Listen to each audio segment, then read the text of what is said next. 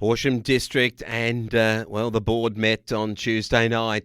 They decided to play one more round of home and away football, and big Peter Weir will be out there playing it, and he is also with us here on the Friday Night Sports Show. G'day, Weary. How are you?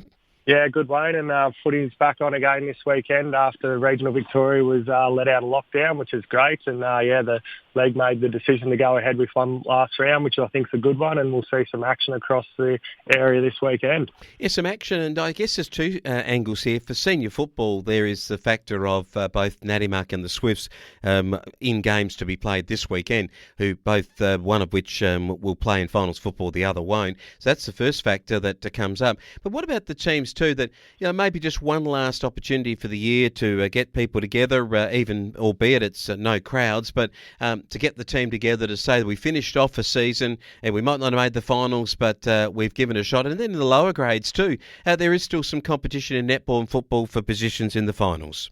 Yeah, there's some spice in this last round, which will create some interest across the competition. But I think, a major factor is just giving teams and clubs their chance to play their last game for the year, or even just have that one more hit out before finals footy. And I think that's important across the area. And you look at junior footy, even over the last 2 years, they've probably only played 10 or 11 games. So you don't think one extra game's much, but it is a lot when the boys have been starved of opportunity.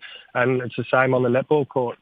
Yeah, talking about the netball court, the Japat Rainbow Stormers, your girls, they have never played senior finals in all the years you've been in Horsham District. So here's a great opportunity, and even with their game this weekend, that they are actually assured of playing in the finals, which I think is a fantastic achievement by your ladies. Yeah, it is. They have done it pretty tough the first few years. It was a very tough introduction to Horsham District League netball, but the girls have really stuck at it and have shown gradual improvement to the point now where they'll line up in finals, and they'll get a taste of what finals action will be like this weekend against Harrow, but that should put them in good stead for their first final the following week. Yeah, great stuff from the girls there. Now, as we have a look at the fact that you've got home football this weekend, which is great, no crowds, face masks, all that sort of thing, and one parent drop off, all of that. But, I mean, ultimately, is there a fair bit of excitement on the training track for your club now that the announcement of Victoria's regional areas coming out of lockdown? Did that get greeted with good numbers? Yeah, absolutely. Everyone's keen, which is great. And it was the same before we played Rapaniap the previous week. And to be honest, the no crowd thing as a player, it didn't really make much difference because you're out there, and at the moment we're creating really good energy as a team anyway. So while you're playing, it wasn't very noticeable that the crowd wasn't there. And I'd say that'll be the same this weekend. Obviously in the stands for the people watching, it's probably a bit of a dull day for them with not the interaction of other supporters. But out on the field, it didn't make too much difference, to be honest, man. All right. There's a couple of scenarios that we will look at as we have a look at the games. But first up, I don't think there's any scenario to worry about with Taylors Lake and Rapaniap. I reckon after the Panthers suffered a loss against you blokes last outing, I got a reckoning that in senior footy, they might just come out and give Taylors Lake a little bit of a belting down at the Dock Lake. Yeah, they'll have things they want to work on after the game against us, and this will be a great opportunity for them against Taylors Lake, although I think Taylors Lake will have their moments in the game, but ultimately Rapaniap will be too good, and Taylors Lake will have to look to next year. I think for their club, if they could find themselves a big full forward who could kick a few goals, that'd be important for them, like Gavin Callum used to do back in the day, because they got some really handy midfielders and they seem to get it down there, but they just need someone to finish their work. So that'll be a focus for Taylors in the off-season, I reckon. I reckon it might. Jack Musgrove, talking of forwards for Rapaniap, he's on 49 goals for the year. Simon Close is at 41 and Nathan Koenig, he's on 40. I reckon that Jack Musgrove's got the goal kicking pretty much in the bag, even if he wasn't playing this weekend. So a good opportunity there for him. Yeah, I think Jack's a great forward. He presents really well, and obviously the Rapaniap boys move the ball to him nicely this season, and he's got a nice kick at goal, so he's having a great season up full forward.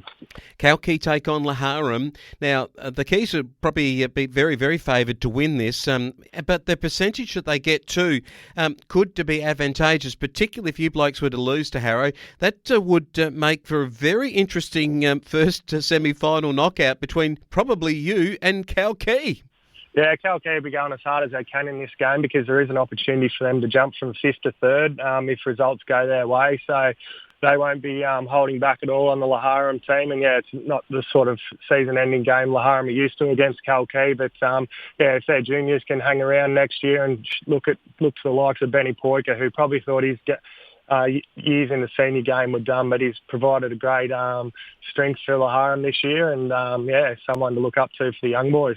And what about Pimpernaya at home? They get the Swifts. Now, the Swifts here, if they were to win and Nadimak at their home deck lost to the Cougars, well, then the Swifts would play finals footy. Pimpernaya have showed a bit here and there, and at home could show a bit. Could they block the Swifts' action to finals, or are the Swifts going to come fully prepped and ready to roll? No, I think the Swifties will be way too good there, and after this game their attention will turn to the results of the Nadimak and Ivor game to see whether their season's still alive. But I think Skull will handle their half of the deal, and we'll just have to wait to see what happens in the other game. All right, as we take a look with Peter Weir at the Kaniva-Lior and our Eden Apsley report, and it is Kaniva-Lior Cougars. They've had a pretty good last month, and albeit there's been some breaks in all of that, but they're finishing the season off well. I expect them to go down to Nadimak Showground. They won't be too frightened. They'll go through the little desert, but when they get to Nadimak, they won't be too frightened, and I have a feeling the Cougars could be very competitive against the Sheep. Yeah, this is going to be a great game of footy. I think credit to the Kaniva presidency and committee over there. They had to make some tough decisions at the start of the year and which way they'd go. And the way that COVID's panned out this year, I think they've made the right one coming this way in the Victorian League. And so well done to them. And now I think this is a chance for the players out on the field to show a bit. They haven't really got much to hang their hat on this season, but if they could cause an upset here and knock Nadimak out of the finals race, that'd give them something really positive to look forward to and to take into next season.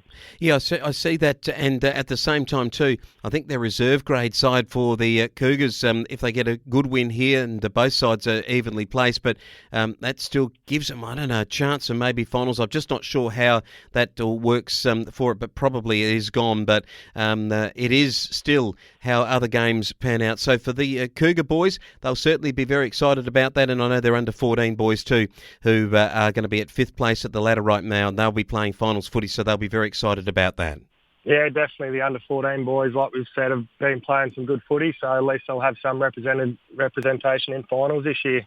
It's a good stuff from the Kaniva-Lior Cougars now. Having a look at the other match, and it is Eden Apsley. They take on Narrajua Quantong. Poor old Saints, they won't get much blessing here because Narrajua will be too good. Yeah, they will. I think it's been a season to forget for the Eden Oak boys, and they'll probably enjoy a couple of cold beers on the way home back down the highway and forget about this year pretty quickly, but they've got one more game to go, and I see the first time these two teams met, they failed to kick a goal, so that's going to be an obvious aim for them, just to get a few goals through and have something to celebrate towards the end of the year. And I think, for the Narrajua Quantong side of things, they're just going to be able to tweak a few things and rest up plays, and it's really a perfect finals preparation for them to get a bit of momentum leading into that first final in a couple of weeks' time. All right, now Japarra Rainbow take on the Harrow Balmoral Kangaroos. Now, for you guys, you really have to win it because your percentage is less than theirs. And as you mentioned earlier, Kalkee could snatch 3rd place if you lose. You could end up playing off against either Harrow or Kalkee without winning this game. To win this game could give you either Nadimak or the Swifts and get you one extra week into finals. What do you need to do to beat Harrow at home? Well, I think we always line up pretty well against Harrow, and we'll good on our day down there to beat them earlier in the year, back in round 4. And I think since then, both teams have only lost one game, and that was against the top team, Narrajua Quantong. So both teams take good form and good line-up into this battle. And I think, as happened earlier in the season, it went down to the last 5 or 10 minutes, and I'm expecting the same on the weekend. And as you touched on, the finals probably have come a week early for these two teams, with a definite advantage and incentive to have a win this weekend. Well, the Close boys have been named in their side. The Peakins there and Phelan and also Plush and Hobbs. They've got some good players. It's going to be an absolute beauty in senior football. And I know Big Peter Weir will be out there trying to kick a goal or two. Kirkwood has the Japarra Rainbow goal kicking well and truly sewn up. But Big Weary, are the twos going to be as competitive, or is it going to be a tough day to get the numbers? Yeah, I think the Twos boys have had a disappointing year. It's hard to gain momentum this season, and the Reserves boys have been better than they've shown, but with only the one win. And I think they'll struggle again this weekend, because I think if Harrow win the Reserves game, they'll end up in the finals as well. So there's a lot on the line for the Harrow team, and they'll be too good in the twos. Okay, now the under-17 grade, they're a pretty good side, the Harrow Balmoral group, but only just above you on the table. So are they that much better, and can your lads, are they planning and training to try and win this last game?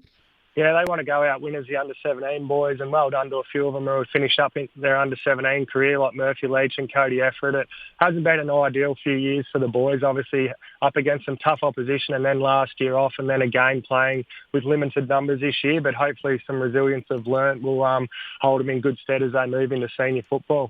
Okay, for your club, the kids, the under-14s, they have been the revelation. They've got their first win ever in the Horsham District, and they come up against Harrow Balmoral. Is there anything exciting that these Ackerman boys can do?